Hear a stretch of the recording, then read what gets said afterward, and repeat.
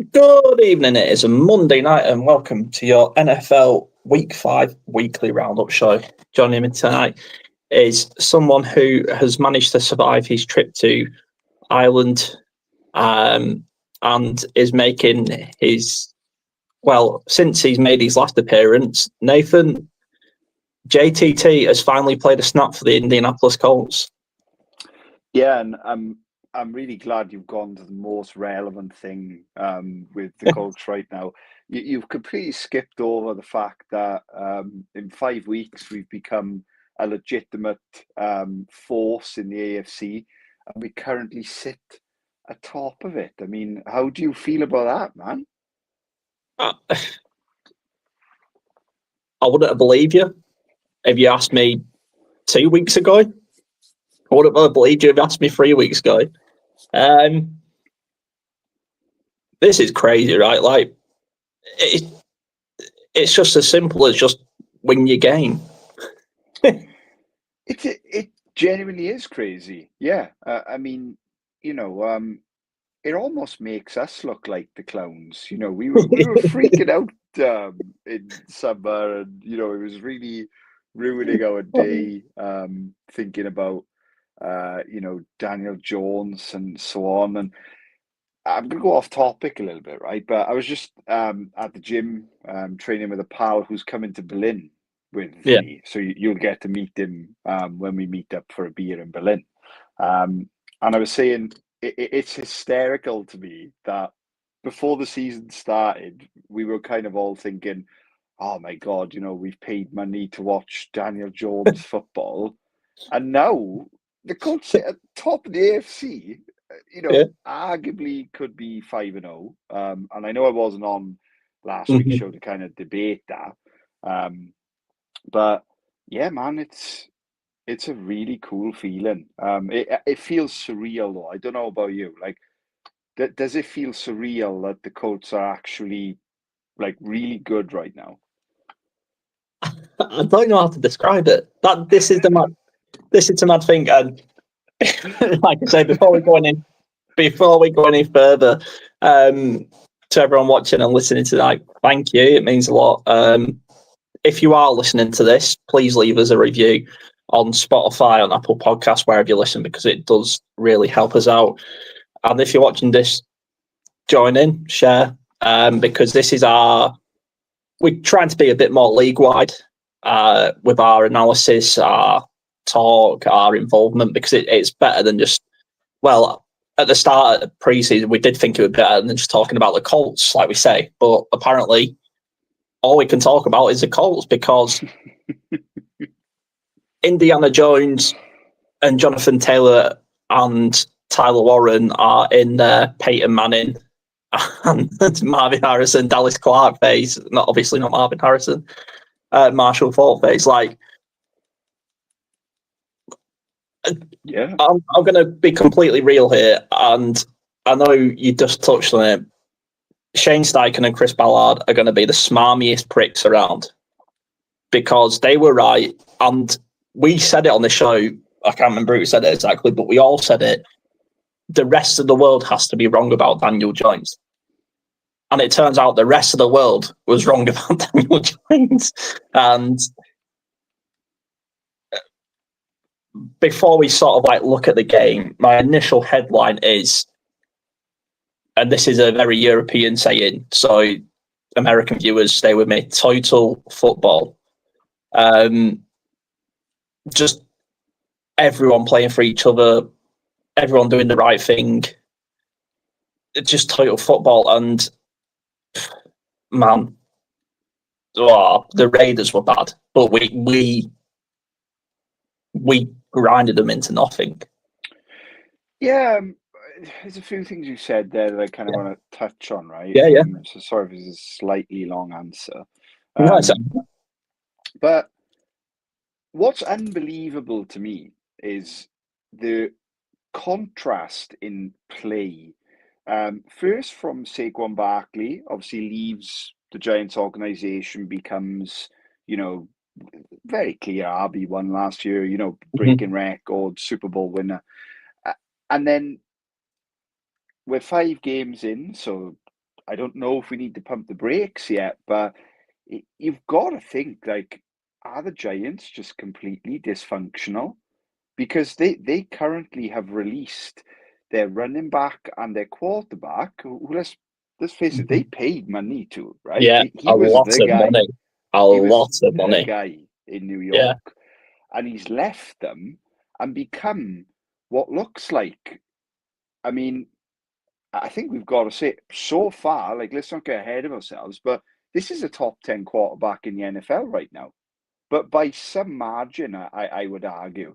And yeah, it's just craziness. It's absolutely beyond, quite frankly. I just cannot get used to it. But yeah, Shane, let's go back to your point on Shane. I Yeah. think it is so evident that this guy bet on himself, and Yeah. fair play, because he's proven us all wrong so far. He has clearly bet on his system and his Yeah. playbook. And you know what, dude? Fair play to the guy, right? We've always gone to bat for Shane. We've given him Yeah. a bit of tap in summer, but I'd like to think that on this show last year and on our previous brand, we've defended Shane Steichen, and we've always said we don't think we saw the playbook to its full capacity. Yeah. Yeah. Now we're seeing it, Mm-hmm. and it also appears that a tight end was what it was missing too. Crazy. But I kind of saw a debate on X this morning about who we've played and how bad the other opponents have played. But I'd like to flip the narrative on that a moment and kind of take the lens off how quote unquote bad some of our opponents have played so far this year. But let's focus on how well we've played. Yeah. I totally agree with you. We're playing complete, functional, efficient football. Mm-hmm. Yesterday, we tied a franchise record, 6 drives, 6 scores in a row. Yeah. This is unbelievable. It's what we're watching right now it's the best Colts football we've seen in years. On Yeah. both sides of the ball. I would argue that too. And I mean, this is speaking from someone who became a fan properly when we drafted Andrew Luck. So, I've not seen the '06 Colts or the '08 Colts, earlier versions of the Colts. I look back at the Andrew Luck years, and to me, that was Andrew Luck was elite, and the Colts were okay. I look at this as there's still obviously we're still missing a few pieces as well, but for me, this is the best I've ever seen us play, and I don't want to sit here and say, "Oh my god, this is the best Colts team I've ever watched," because I have been lucky enough to watch Andrew Luck and watch Andrew Luck go up against Peyton Manning in Denver and stuff like that. So I have been lucky enough to see that, and like we say, this is the first third of the season. Well, first quarter of the season. Let's just take a breath with the 1 seed. But if the season ended today, Daniel Jones would be MVP. It's that's a debate that I think we could probably maybe win right now. Maybe we'd have to I'm not even.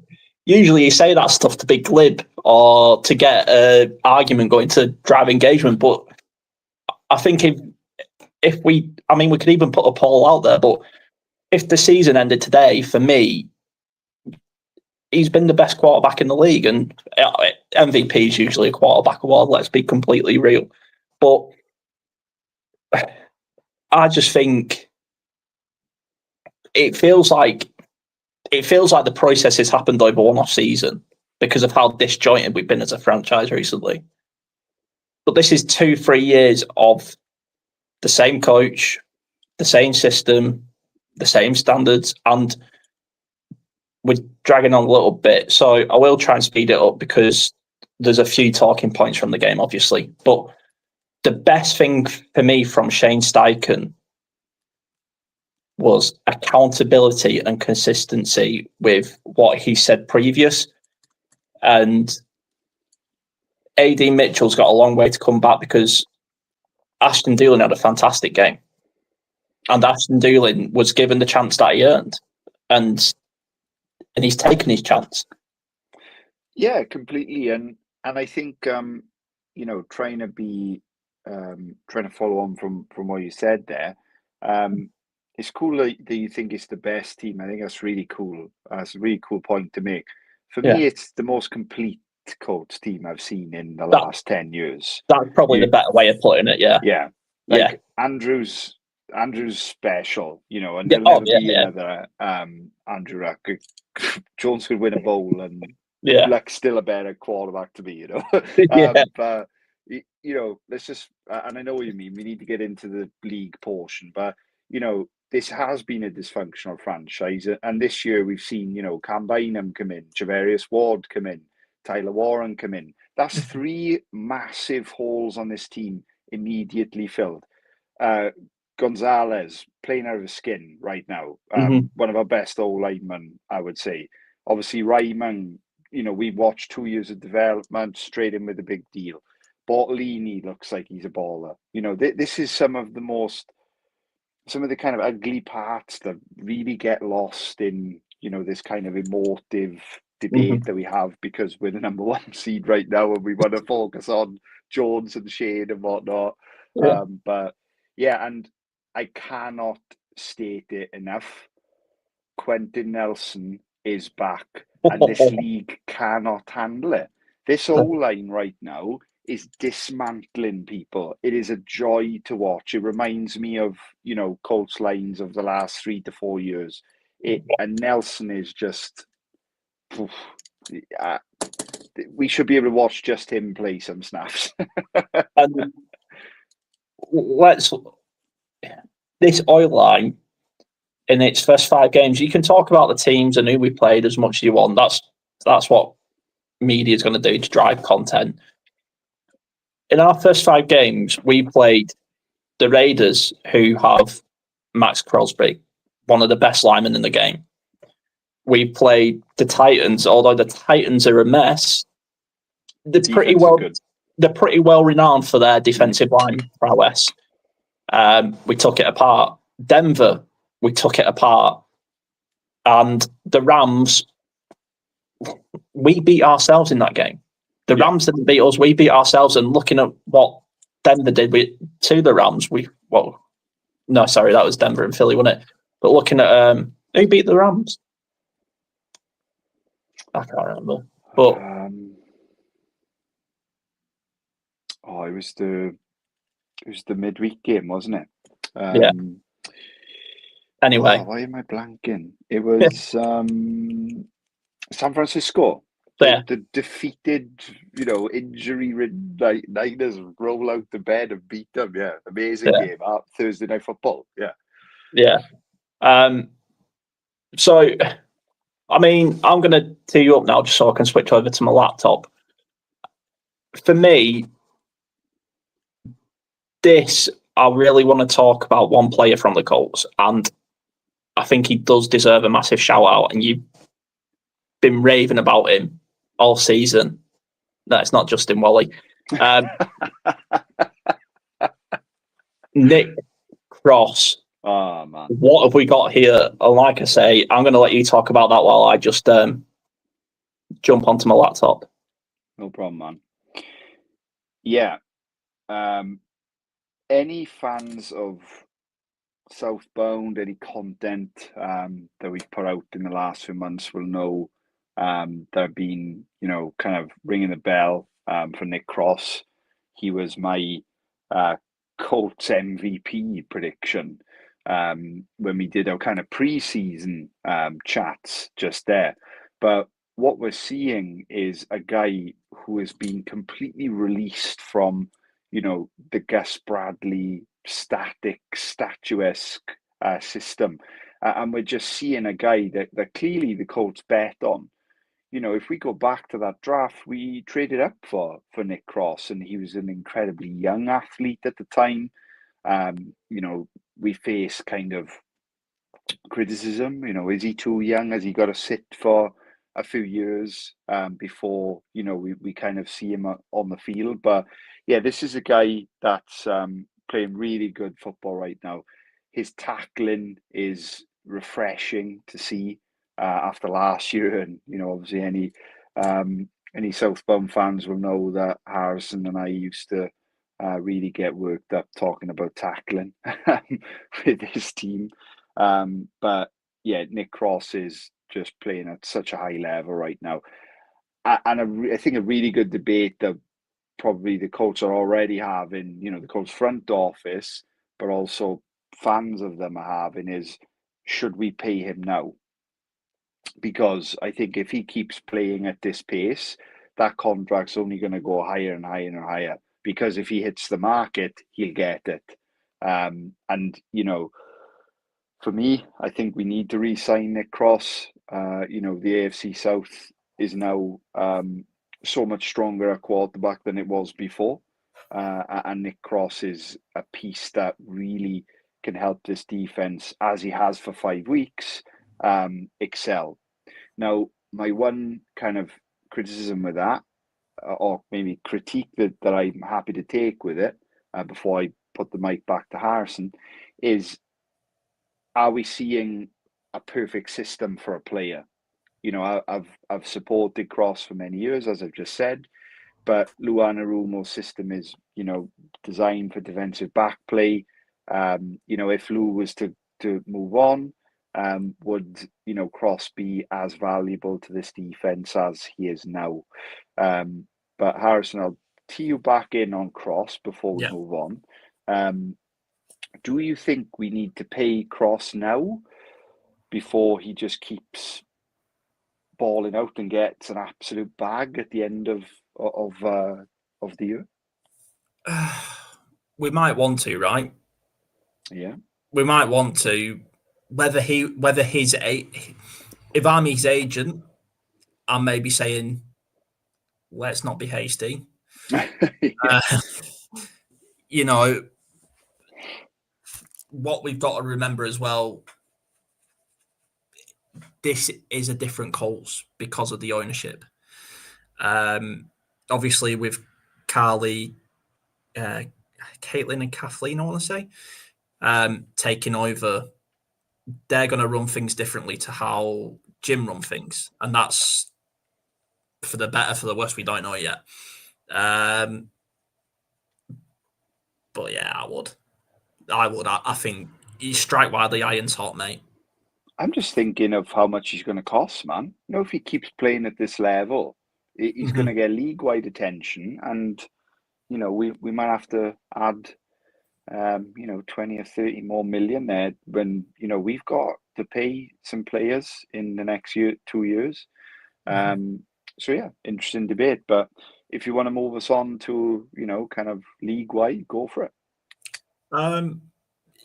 Yeah, last point I'll bring up about the Colts, because like we say, so Monday nights, for those watching and those listening, Monday nights is a league-wide show, and we'll get into the league section of the show very soon. Thursday is a bit more of a deep dive, where we tend to deep dive the AFC South and what's going on that week. But if something major's gone on or something else is going on, we will pick up on that. So if you're a league-wide fan, stay with us. If you are, I don't know, wanting more, because when your team is the number 1 seed, you've got to absorb it as much as you can. Join us on Thursday as well. But my last thing on the Colts, because obviously we've we're that crazy, we've not really had that much. We haven't been able to talk about everything that's going to go on in that game until Thursday. But my goodness, is it just nice to have a defense again? Yeah. Yes. Yeah. Like, we've talked with multiple people about Lou Anarumo coming in, and we've got everyone's. I think it might even have been Zach Hicks, who was, talking about it and telling us what to expect a bit more. But this is just such a breath of fresh air. But league-wide show. Do you want to tell me? Because I usually go first and end up stealing a game or two. So do you want to tell me games you've highlighted? Oh, I've highlighted one because I feel like I could talk about it for the whole hour, which I won't do. But I've called it the Ohio State battle. This is the receiving school, and it was on show last night. Tampa Bay Buccaneers head into Seattle to face off against the Seattle Seahawks, and as a league, as a fan of the league, we heard a lot about that big four, which was Marvin Harrison Jr., Jackson Smith and Jigba, Emeka Egbuka, are the big three, let's call them. And Smith and Jigba and Egbuka were just battling it out last night. It was so fascinating to watch. And the level of quarterback play, we cannot understate it. Baker Mayfield was playing at an elite level yesterday, as was Sam Darnold. I felt Sam was very unlucky at the end of the game. That pick was kind of not all on him. But it was like watching an NBA game, man. Like Smith and Jigba would do something crazy, and then the ball would go back to Tampa, and Egbuka would do something crazy. It was just, it was legendary. These are two future stars of this league. I'm a huge fan of them both, and I'm very lucky to have the two of them in one of the dynasty leagues I'm in. So I think I'm set at receiver for many, many years in that league. But cannot understate it. This was elite quarterback play. It was very much like watching a basketball game. If you're new to the league and you're somehow listening to this, start with that game. It was fascinating. And let's call out some greats, Levante David, 14-year player in this league, coming up clutch to get that interception. And obviously the Bucks win it with seconds to go. Believe it or not, the Bucks are 4-1, and every game they've won in the last few seconds with a change of possession. They've not actually blown anyone out yet. And this is, I'm gonna not for my own team, but I'm gonna squeeze in a soccerism. So it skews this American football fans, but as Liverpool Football Club found out very recently, you live by the late winner, you die by the late winner. And I think where we're also blown away by the Colts, mate, because I know I just instantly brought it back to the Colts, but I promise. I promise. We can do it. We're top of the AFC. We'll never get this chance again. Yeah. With the Colts, they're not winning games in the last minute. They're just steamrolling. The first drive, I thought, oh no, has September come to an end, and is that really it? But no, we can't. And the difference between this week versus the Rams, we calmed down. We stalled the first drive. We just calmed it down. Just play football. But anyway, to the rest of the league, one of those terrible teams who were awful against us, who we beat. So who did we play? So we played the Broncos, who knocked off the 1 seed in the NFC, and the Eagles. We played the Titans, who beat the Cardinals. They're awful. So these wins that we beat awful teams with looks like it's coming in pretty important. But I just want to talk about the Cardinals and the Titans for 1 minute. Yeah, go for it. I've forgotten the player's name, so you'll have to excuse me. But the player for the Cardinals, did he not just watch a week of a blooper reel of A.D. Mitchell fumbling the ball over the line? So that player is Eric DiMarcado. That's it. I can help you with that one. Yeah. I knew it in my head. Wasn't going to attempt to say it. The one thing you don't do after you've just seen a week's highlight reel of one person dropping the ball over the football line is drop the ball before the football.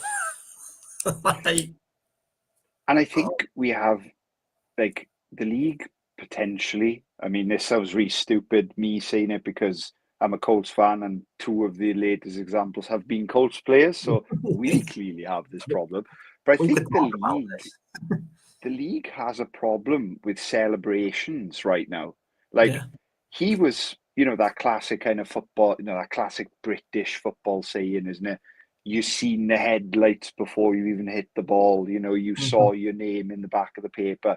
That's what's happening in this league right now. And, like, I honestly think that the league need to crack down on it. And rather than it being a touchback, it should be a safety for the other team. It should be a really, like, punishable offence to just do something as stupid as that. This is professional sport. Finish the play. Yeah.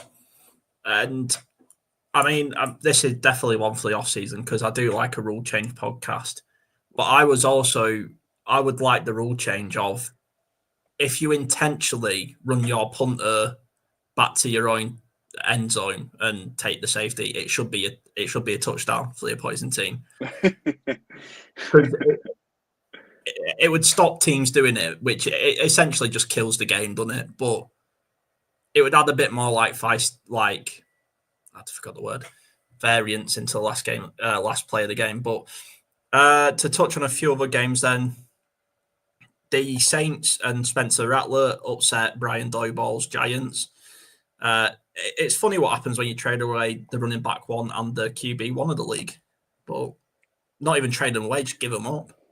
And that game was painful. I have a very close friend who's a Giants fan, and I really thought they were gonna, really put it on the Saints yesterday. Yeah, they should be beating the Saints. Yeah, they look great last week. You go into who the league are kind of calling is, the worst team in the league, and I thought Dayball was awful. I think their coach, their three coaches are going to get sacked soon. And some of Dart's decisions, I don't think it's on him. It shows how rushed into, this league he's been, because he's just throwing to nobody. There was 2 interceptions where you're thinking, what has gone through your head there? But then you kind of brought back the reality of, this is a kid. This guy was not meant to be playing right now. He was meant to have a developmental year. And again, you called it so well 2 years ago.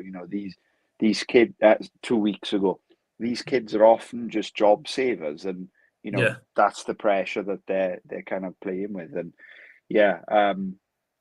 crazy game for the Giants. Really brings them back down to earth, I feel.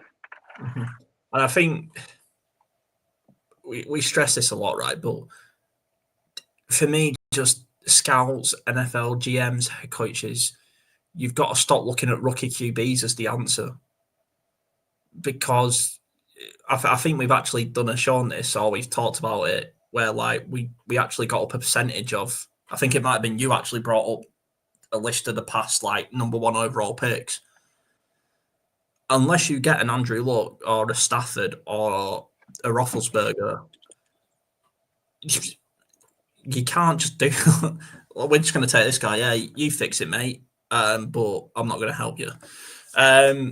One last game to talk about before we do move on to the heroes and villains of the week is, I don't think I'll ever say this, and this sentence does feel dirty coming out of my mouth, but thank you, Vrabel and the Patriots. Yeah, what a game, what a result for the old enemy. I can't even say the name on this podcast. I'm just going to call them the old enemy. No, what an insane, what an upset, right, for this Buffalo team. And it feels like the type of win that'll either propel the New England Patriots onto amazing things this year, or the NFL will happen and they'll lose a game next week that they really shouldn't. But yeah, this is why we all love this sport, right? Divisional game 2, and yeah, just what a win for New England. Yeah, hopefully it's the latter. So yeah, they were just to highlight a few of the outstanding results that went our way and pushed us into the 1 seed. Long may it continue, but how important are them wins against the Titans, Denver, and I can't even remember who we played, Miami? You know, how important are they looking now? It's all well and good, but at the start of this season, we were looking at them games, Nathan, saying, hopefully we're 2-2. Hopefully we've got 1 win. And I think a lot of people are looking stupid because, including myself, I didn't expect us to have many more wins than what we've got now. Yeah, I mean, you know, let's take it back to my preseason prediction, right? 3-14. Yeah. And I'm the idiot, right? I think I was way too I think in my own head about to be Daniel fair, Jones. I think when we talked about it, because I remember saying 3 or 4 wins as well, we was looking at the floor. Yeah. But I think realistically, if we looked at it in our heads, I think all of us, including Ed, were like 9 and 8, sort of around 8 and 9, which and I felt think like purgatory hell again. But I think it's probably a prod, or you know, that prediction from us was like a byproduct of the last 2 years. If we, you know, we've talked a lot about how the Colts have played, you know, total complete football wherever. If we go back to the last 2 years, the Colts games were just a constant theme. It was a fantastic scripted opening drive. Yeah. It was then a second and a third quarter of complete mediocrity, and then a fourth quarter of, you know, madness. And sometimes we came out on top. Yeah. So I maybe think that, you know, if we kind of reflect here for a second, that's what made us predict so low, in my opinion. Really not Daniel Jones as a singular factor. Yeah. Yes, literally that. So heroes and villains. I'll see if I can drag it up, but I'll just, if you want to start with your villain of the week, mate, and I'll find Ed's because Ed put his. So unfortunately, mine is very similar to Ed's, but there's a reason that I've done it. Yeah. So my villain is Jonathan Gannon, the head coach of the Arizona Cardinals. Not only has he just completely, you know, this is probably one of the biggest comeback wins in, you know, the last 5 years. I can't imagine the in-game odds of the Titans coming back to win that game. But Gannon was videoed doing something that I've never seen before. He hit DiMarcado. He was having a go at him, obviously after that play, like any coach should. Yeah. He hit him. He punched him. Jeez. Like, I don't know how you can keep your job after that. Like, how can you hit a player and expect to keep your job and lose to the Titans the same evening and continue to be a head coach? It's just pathetic. You don't hit players. That's never been acceptable. Yeah. That's crazy. That's crazy. I didn't see that happen. I've not had a chance to look, but yeah, I'll lead you into Ed's villain because it kind of follows on from me, but he'll word it better than I will. Yeah. So Ed's villain was just the Arizona Cardinals because just how do you lose to the 0-4 Brian Callahan Titans? I say that and we still got to play him again, so touch wood. My villain, if my camera would like to focus, my villain of the week, I've just tried pulling up his name there, but my laptop nearly exploded, so I'll just go for his position in his team, is whoever the cornerback was for the Philadelphia Eagles that decided just to late hit the Denver wide receiver, I believe it was, on 4th and 2 to essentially give Denver the game. You had him stopped. Their player got tackled short. Their player was down on the ground, and he just went, do you know what? Fuck this game. I'm just going to tackle him, even though he's been tackled. It wasn't like, had he been touched on the floor? Was he down by contact? He was completely tackled and on the ground, and he just went, yeah, your head looks right for a rugby tackle. And ultimately cost the Eagles the game. Also, 1-1. And this is a genuine shot because I believe they got away with a lot in the game, and that is the Raiders' defense.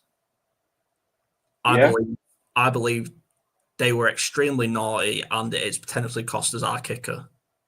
Well, no, it has. I don't know if you've seen, but Schrader's been ruled out for the season with a torn ACL. So, yep, that's how I reacted to it. One of the best kickers in football right now. Who just can't catch a break. Yeah, it's so sad for young Spence. And that wasn't it can happen, and I don't mind if it just happens, but he knew what he was doing. He wasn't the ball was gone. And the ball was gone, you was getting battered, and you thought, I'm going to take out my frustration here. And you maybe didn't think I'm going to hit the kicker, but I don't think he went into attention of that player blocking the ball. Yep, exactly. It was just dirty, wasn't it? You know, they did a few dirty things, and it was just it's just one of those games where, you know, Colts teams of old would have made it really difficult, and we would have, you know, got involved in that shit, and, you know, it would have been 6-all in the fourth quarter. This just feels different. Everybody feels so much more locked in, and I'm going to say it again, and I'll say it again on Thursday. This offensive line is dominating opponents. You can't rock up to Lucas Oil anymore and play mediocre defense. You're gonna get destroyed. But hopefully the Raiders rot in hell because they're a dog team and a dog franchise. And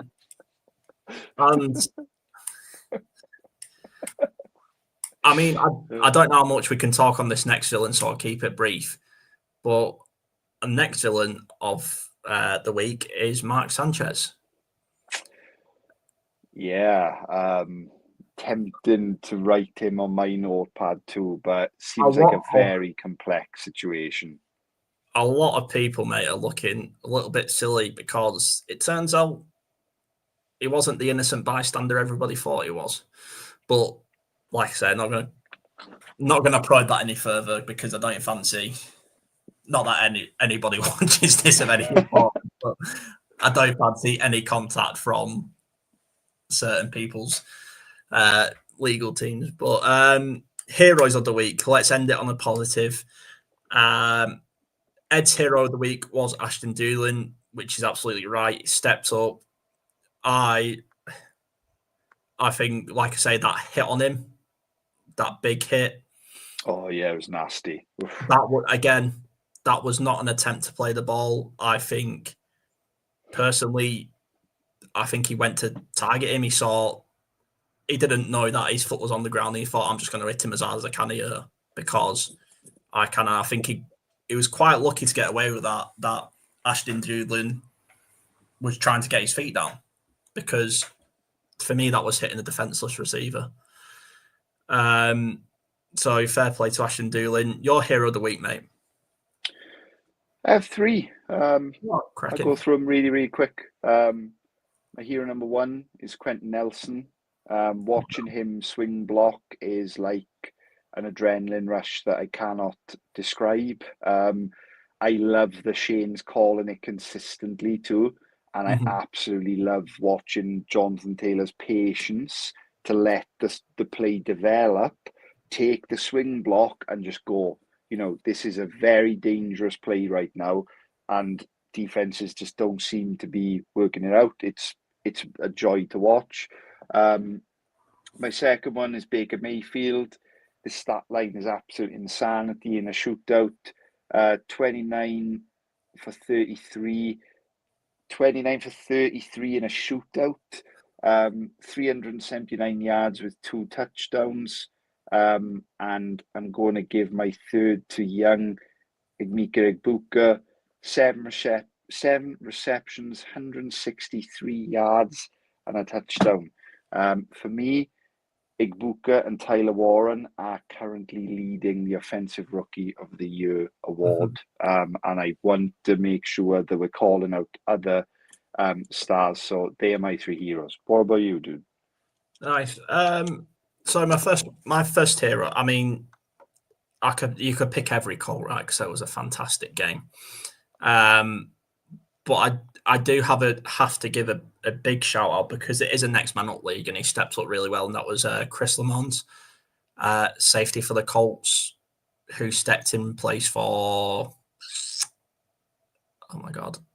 Mike Hilton, who got injured after being brought in for an injured player. What's new with the Indianapolis Colts?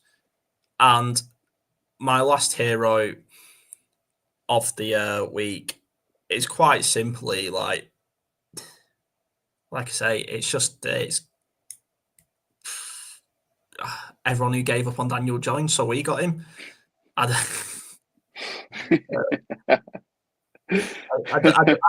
don't know how to phrase it because obviously he spent a year with Kevin O'Connell, didn't he, in Minnesota?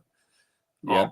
Or half a year technically, but they have their situation. But thanks to Brian Doyball, I suppose, is our hero of the week for getting rid of his running back one and his quarterback one and expecting a rookie to fix it all. And last but not least, because we have been going on a little while now, so I'll end out the show with this. Do you have a play of the week, Nathan? A play of the week? Absolutely, yeah. I do. Yeah. Yeah. It was the throw by Daniel Jones to Michael Pittman in the end zone, where the line was just stalwart, some pressure come off the left. Pittman adjusted his route into double coverage. Jones scrambles to the right and just hits a laser beam between the 2 defenders into a diving. For anybody watching on Spotify, I'm currently pretending that I'm Michael Pittman Jr. A diving MPJ straight in the bucket. That is the type of QB play that we have not seen for years. What about you? My play of the week to end this out, like I say, is it was Daniel Jones to Josh Downs, who, when we needed 11, got 12. Yeah. And, you know, your prediction about Josh Downs, it might just all of a sudden be starting to take life. I hope so.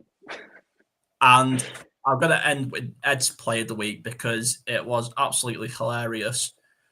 But still, because he missed one late on, join us on Thursday when we get to talk about why Anthony Richardson needs to work on his completion percentage. Because although he did throw the ball and successfully catch the ball himself, he still couldn't hit a target further downfield. See you all later. See you all Thursday.